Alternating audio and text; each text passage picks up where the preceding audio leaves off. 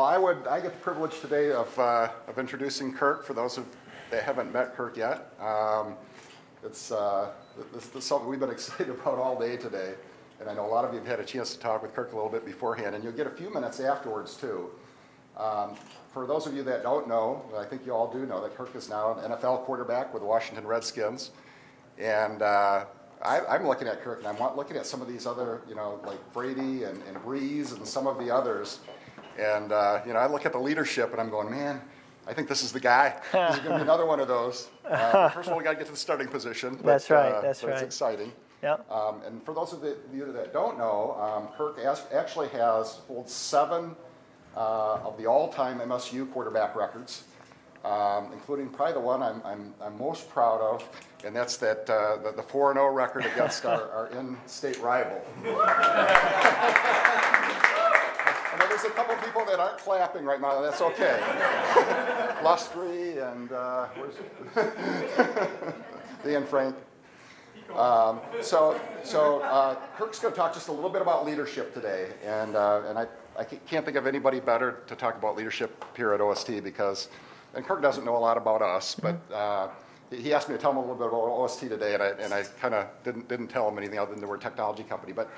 One of the things that you all know that we're huge on, and that is, humility and being a servant leader.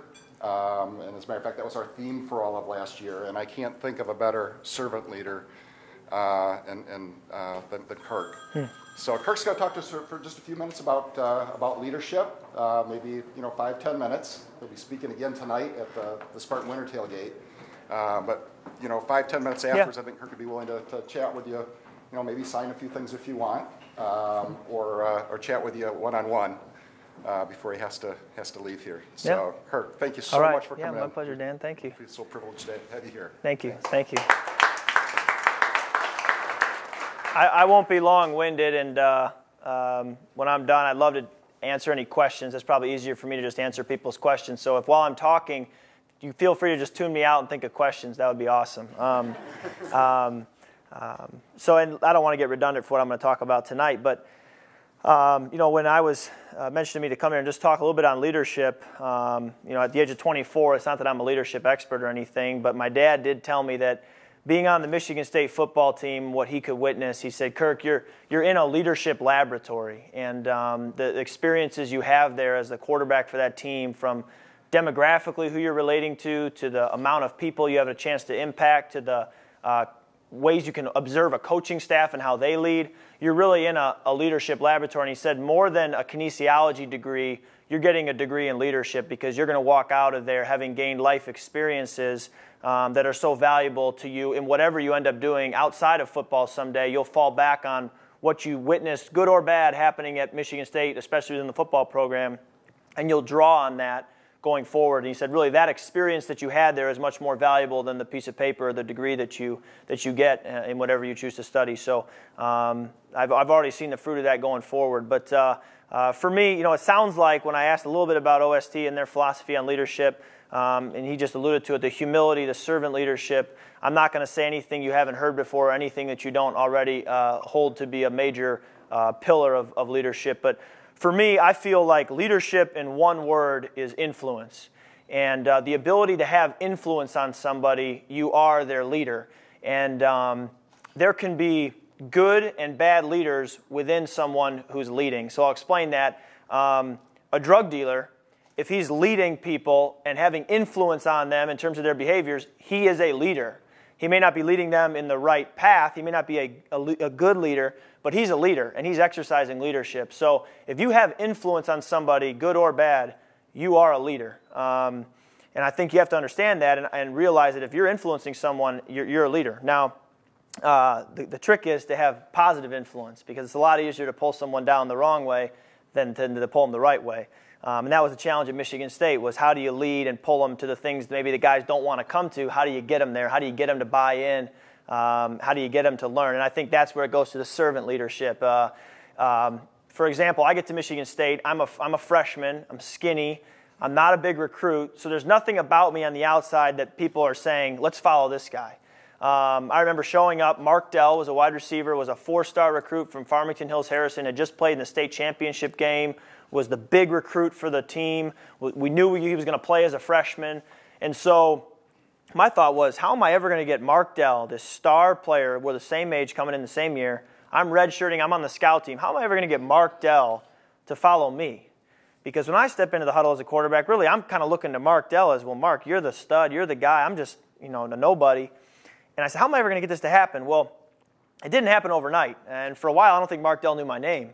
But you start to maybe walk across from the dorm to the building with him, and you start to ask him questions. And then you sit down at dinner with him, and you ask him questions. And, there were those times in the cafeteria where, I could go sit with my 3 friends who I'm really comfortable with, or I could go sit with 3 guys on the team who I don't really know. What would be easier for me? It'd be easier to go and be more comfortable to go sit with those 3 guys, but I'm going to go sit with the guys that don't talk too much because I'm going to build a relationship with them so that maybe then someday we're on the field, they know that I care about them. And that may make the difference. And so a guy like Mark Dell, Mark's from Detroit, grew up, he's African-American. There's a lot of differences, me growing up in Holland and him growing up in Detroit, a lot of different experiences. And yet, by the time we left, Mark was a guy who I knew if I said, Mark, you're here, he's there. And if I say, Mark, we're not doing that, he's not doing that.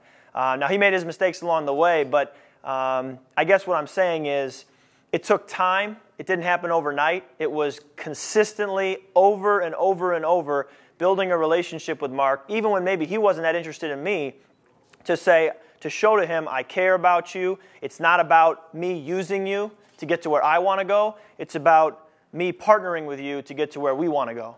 And I think when Mark finally realized that and other teammates like him, the thing just took off. And I found that when Coach D'Antonio, I remember going to him before my junior season and saying, Coach, I still feel like you can give me more. I still feel like leadership-wise, you got to take the reins off me and just let me lead. And it was, remember, after the second game of the year, we had played 2 games. We had won, but we were just playing okay. And he went up to me and he said, Kirk, it's your show. Lead this thing the way you want to lead. We'll follow you. And the thing took off. And we won 22 games over those 2 years. And I think it was because we sort of flipped the leadership thing over and said, okay, leadership in a football sense, and the way we always thought to believe it is, I'm big, tough, and strong, and you're going to look at me and be impressed, and then you're going to want to follow me. And our class, I would say, and really Coach D'Antonio, flipped the thing and said, no, we're going to serve. We're going to operate with humility. When a freshman shows up on campus, instead of making him be impressed by me because I avoid him, I'm going to go to him and stoop down to his level and say, how you doing? Welcome. I'm glad you're here. And he's going to say, wow, I can't believe a 5th-year senior would talk to me like that. And now he wants to serve that 5th-year senior and support him. So we really turned the culture around, and I felt like that created the difference. And we had a lot of close wins, I believe, as a result. But I've learned, leadership is influence, and you're able to have influence through investment.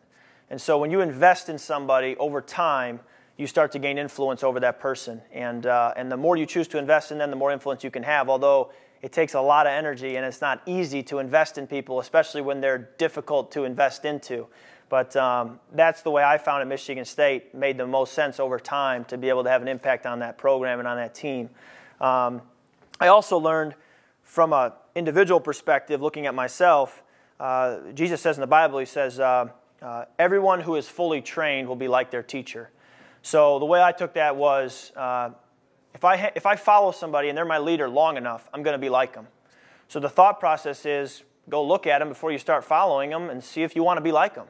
And so I said to myself, well, no one's going to follow me if I conduct myself in a way where guys say, I don't like where he's going, I don't like the way he operates, I don't want to be about what he's about, so why would I follow him? So I think to get guys to buy in as a quarterback, to get guys to get behind me, I had to conduct myself in a way that was attractive to follow in a good way, but also that guys said, I like where you're going, and I want to get on that train and ride it with you. And so both as a person, how I conducted myself, but then also on the football field, how I conducted myself. If I wasn't a good player, guys weren't going to want to get behind me. So I had to work my tail off in becoming a great quarterback So the guys would say, he's talented, he's going somewhere, and I want to play with him.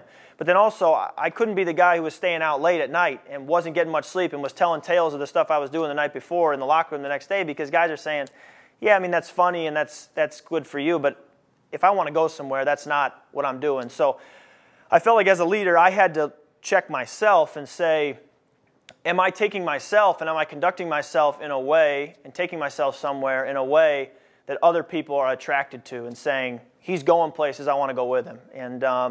And once I was able to invest in guys over time to gain influence, and then I matured in conducting myself in a way that was attracted to follow, I felt like that was when I started to really have an influence. And it didn't happen, like I said, until my senior year. It wasn't overnight, but in time it was effective. So that was my experience on leadership in a nutshell. Yeah, I'd love to take any questions you guys have, and we'll go from there. Yeah. How has that changed now that you're with the Yeah. Washington Redskins? Yeah. It's a So little bit of a different crowd. exactly. So I love being a leader at Michigan State. That's my passion. So when I was looking to get drafted, I'm praying that God would give me an opportunity to have a platform. And when I'm drafted by the Redskins, not only do I realize I'm not going to play or get that starter type attention, but I'm probably not going to have the opportunity to have much influence or leadership in the locker room as I would if I was the starter. And it hit me that, God, what are you doing? Why would you have me, why would you kind of pull away that opportunity to influence and impact people? And I think, first of all, he reminded me that for Jesus' 33 years on earth, he was hidden. And God used those 30 years to prepare him for 3. And so I thought, okay, if God can use 30 of Jesus' years that we don't even hear about to prepare him for how he handled himself in 3, God can use me for 4 or 5 years of a contract in hiddenness to prepare me for other years. So first of all, I had to embrace hiddenness, because that's okay. If it was okay for Jesus to be hidden for 30 years, it's okay for me to be hidden for a little while. I don't have to be out front. So I had to embrace that hidden factor, which is I'm learning to do. And also, I'm learning something about leadership in the position I'm in, because with Robert and all the attention he gets and where he's at first, I didn't know how to take it, and it rubbed me the wrong way a little bit. And so I, at first, just kind of said, I'll let Robert be Robert, and I'll be me, and we'll just kind of do our own thing. And I learned over time, as the season was progressing, this isn't the best way to do it.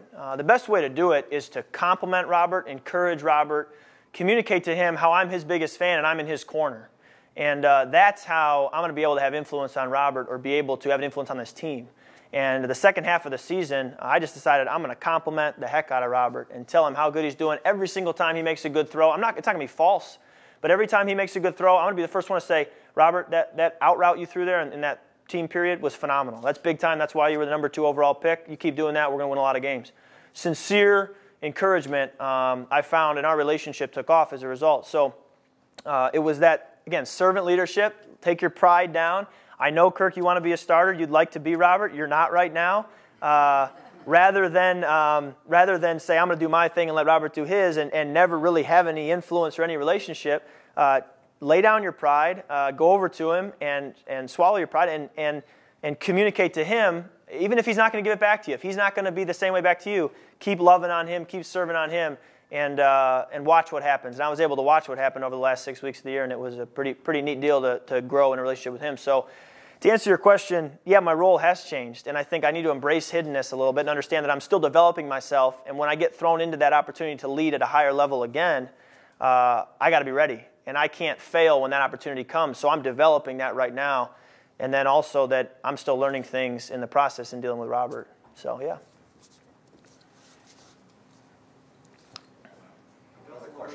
Yeah. What is your regimen like in the off-season as far as gaming?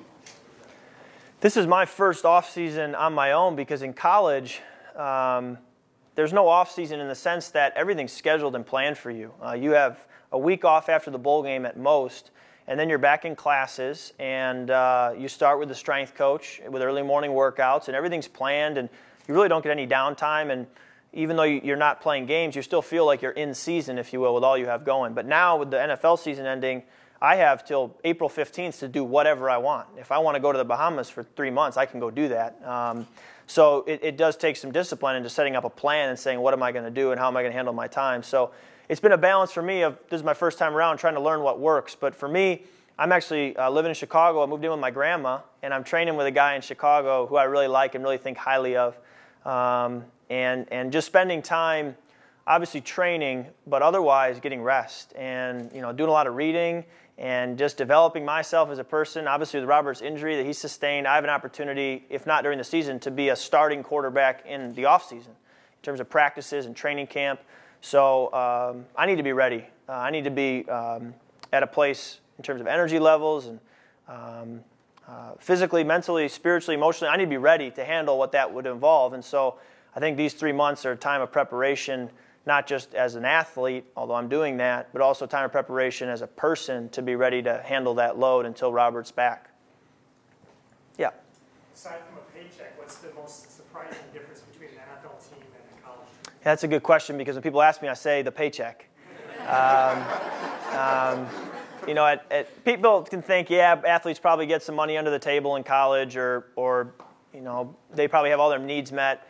I would say that really isn't the case. I mean, the vast majority of guys, I don't care how famous you are, we had guys who were big-time players who we knew were going to the NFL, but they were driving clunkers and really were scraping by to pay their gas money and go to a movie and that kind of extra money that maybe your scholarship doesn't cover. So, yeah, everything else was there, but the money you didn't have. So now, I guess money brings with it a lot. And so the biggest differences would probably all go back to the fact that guys have deep pockets now. But when I try to talk to guys in college, I think there's a greater, in some senses, there's a greater insecurity because they don't have the money yet, and so they still have a lot of needs and feel insecure in that sense. But at the same time, their scholarship is guaranteed to them. So no matter what they do or how they perform, they're still going to be at Michigan State and have that 4 or 5 year scholarship. Whereas in the NFL, some of the guys do have deep pockets and they have that security, but for a lot of them, you have a bad practice, you have a bad game, it could be your job is done, you're gone. And that hit me when I got there that, maybe being a 4th round pick will guarantee you about a year. But if I show up in April and I'm not cutting the mustard, you're gone. I mean, there's no need to keep you. There's plenty of other guys lined up who would love to have your spot, and we don't have any commitment to you. So I think we feel that pressure and stress of you got to perform every day. And it forces, it really, say the cream rises to the top. The guys who operate as professionals, we say, and operate with a professional type of approach, and the guys who are really smart last. And there are a ton of guys who athletically are far superior, but they don't operate as professionals and they aren't intelligent, and they get separated real fast and they're gone. And so I've watched guys, how many years have you played? 10, 11 years. I'm set for life. And you go watch them play and they're really not that impressive. But they're smart, they don't make mental errors, and they carry themselves on and off the field with character. And in the end, that really has proven to, I've watched and observed how that proves to be the way to do it. And there are a lot of guys who, they're 2nd or 3rd year players, high picks, and they're kind of teetering on the edge of getting cut, even though they probably should be 15-year Hall of Fame type players because they're not that intelligent and they don't work at it and they don't carry themselves as professionals. So I think I've learned that, in college, you got that guaranteed scholarship. You don't have to carry yourself as a professional. You're going to still get school paid for. You're still going to be the starter. But in the NFL, there's a little bit more accountability and there's repercussions for your decisions, which is the real world, right? So I'm learning about the real world. Hopefully it's a long way out, but have you ever thought about what you want to do after football? I thought about it. I haven't decided on anything. Originally I went to Michigan State, wanted to go to medical school. And when football got more and more demanding and then the medical school preparation got more and more demanding, I felt like it became unrealistic to give my all to both. And it became, what am I going to do? And I said, I got a window here to have an impact at Michigan State as a football player, and the classes will always be there. But I got a window to make the most of this opportunity. I don't want to look back and say, man, we could have done more there, but I'm really glad I got that A in chemistry. It's like, well, I can go back and get an A in chemistry, but I want to really make the most out of this opportunity. So I focused on football, took some lighter classes my last 2 years, graduated with a kin degree, kinesiology, but without going to medical school, I had no reason to get that degree. So there's not something within that degree that I say I'm going to do, but I would like to look into broadcasting, media type things, see what is out there with the Big Ten Network or something like that.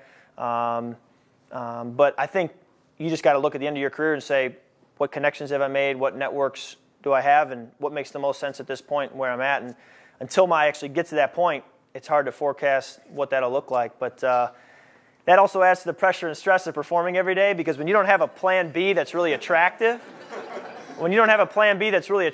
you say, I got to perform. I can't afford to screw up because I don't have this really cool option on the back burner that I know of right now. So it's that much more motivating for me to make sure I'm doing my work and performing at a high level. Yeah.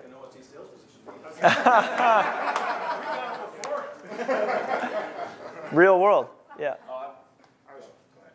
How difficult has it gotten to tell who is your true friend?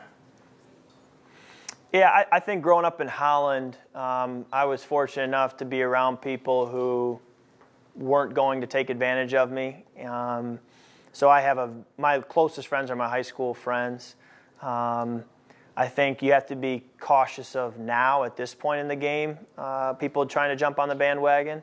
But I think people who I knew in high school or the people I knew when I was a freshman at Michigan State, I don't think there's any people trying to take advantage of me. But even then, I think you surround yourself with people who are wise, and then you look to them for influence and guidance. So that's my parents, that's my siblings, that's coaches I've had, and they give me good counsel as to who I can trust, who I should pursue a relationship with, who I shouldn't pursue a relationship with, because just as much as people may come into your life and be a negative influence at this point, there are a lot of people who can come into your life and be a positive influence. I mean, meeting these people at OST today, these are people that I would want to maintain a relationship with down the road in a positive sense that had I not played quarterback at Michigan State, wouldn't get the chance to meet. So I think you can really use this opportunity to surround yourself with great people as well. But I think surround yourself with people you trust and who you really can count on, and then also use them for guidance.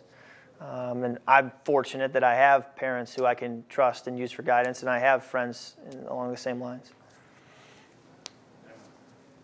Yeah. So when you had that big speech that really went viral and exploded, it seemed to me that you were portrayed differently in the media after that. And I just wondered if you kind of noticed that on your end, whether you were treated differently. Yeah, I think you could say in some sense, I think what you're getting at is that the speech kind of put me on the map. And I remember saying to my dad, we were driving home, and right after the speech, we're driving home in the car back to Holland from Chicago. And I said, Dad, this sucks. And he said, what do you mean? You just got a standing ovation with 1,200 people. I said, I'm going to be known for a speech and not for being a great quarterback. So for me, it was bittersweet. It was like, I want to be the guy who's celebrated because he's a great football player, not because he can give a great speech. I don't want to be the nerd. I want to be the guy who can get stuff done on the field. But there's benefits to both. And so, I think, the speech did sort of bring an attention to not only me, but to Michigan State and to my senior season, which was awesome. And I don't think anything about the speech was false or fake or forced. So I felt like because I was being myself, I didn't have anything to live up to. I was just who I was, and I'll just keep doing what I'm doing. Didn't have to pretend anything going forward from that. But I think my concern was, am I going to be known more for a speech than being a football player? So I guess I've tried to, ever since then, had a little bit of an edge to me to make sure my football career lives up to the speech, I guess you could say. Yeah. Kirk, you talk a little bit about, there were some of us here in the room who had the opportunity to spend some time with you earlier today up on the Hill. And can you, I know it's probably difficult, but can you kind of put into words what your experiences at DeVos Children's Hospital over what the past year or two have meant, even if how it's even prepared you maybe on the field to handle some difficult situations? And Yeah, no, I've visited a couple times, and obviously that experience puts things into perspective and, difficulties you face. So I got a knee pain going on. I don't know if I want to work out today. It doesn't really measure up to what these kids are going through, so it puts things in perspective. And complaining about this or that, which you got to go through, it's a lot harder to complain when you leave that hospital. I think it hit me today, the reality of the situation. As much as you may put a smile on the kids' faces, I showed up, met a kid in the summer when I went, who stuck in my mind, was a big sports fan, high school kid. And his room was all decorated with pictures of athletes, and you could tell he really knew his stuff, loved sports. And so I get in today and ask Reese, who has worked there for 20 years, I said, Reese, how's Ray doing? He said, Ray's no longer with us. And that hit me, that, as much as you may see these kids and put a smile on their face, there's a lot that they deal with. And, I'm in and out. I'm not the person who's there with them every day. So it's, it makes you want to go back, but also be very thankful for your health and thankful for what you do have. And like I said, it puts things in perspective.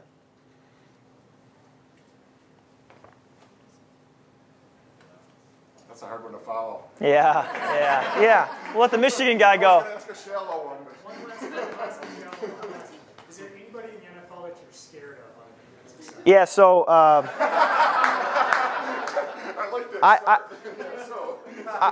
I think I tell people, I say, I don't look like even an NFL quarterback, let alone an NFL linebacker. I say, most NFL quarterbacks 6'4", 6'5", 230, 240 pounds nowadays. I'm 6'2", 200. So I would fit in a lot more around this office than in my office at the Redskins facility. So already I'm a little intimidated. I mean, when I first got there, it's like you're looking at these guys going, "Holy, these are grown men." I mean, Division I college football is no joke. You got some big players, Michigan State, Notre Dame. You're playing some big guys.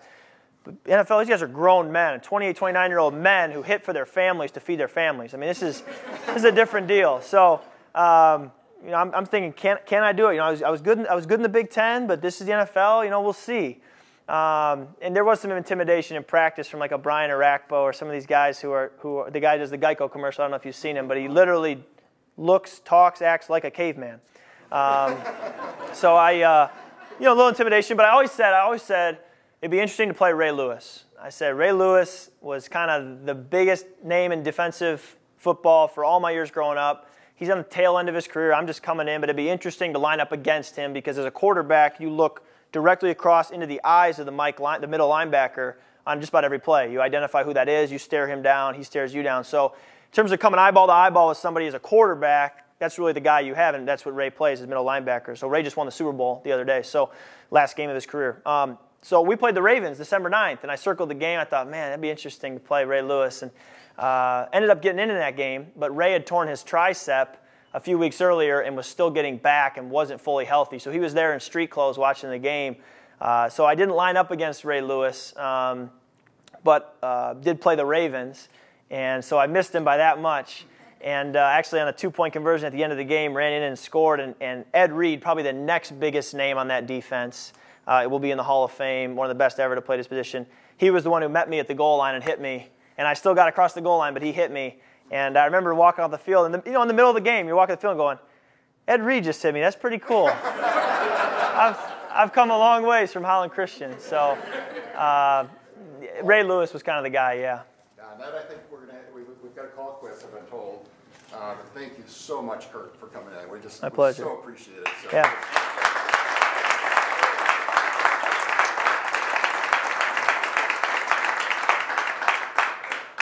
Great. Thank you.